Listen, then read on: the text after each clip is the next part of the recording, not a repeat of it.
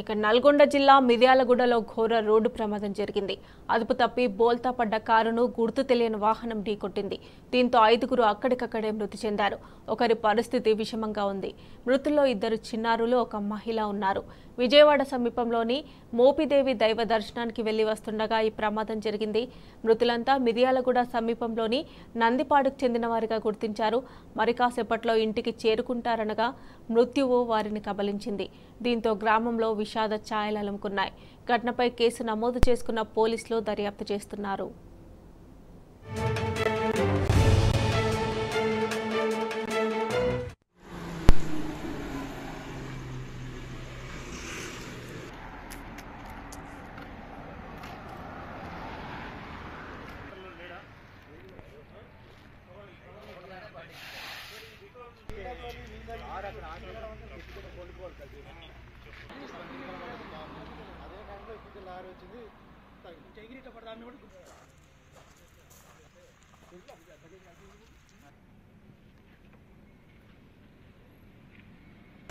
విజయవాడ దగ్గర మోపిదేవి టెంపుల్కి వెళ్ళి వస్తారు.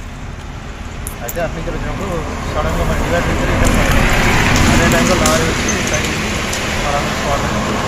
వెహికల్ వస్తుంది. ఆ నిద్రపోయినట్టు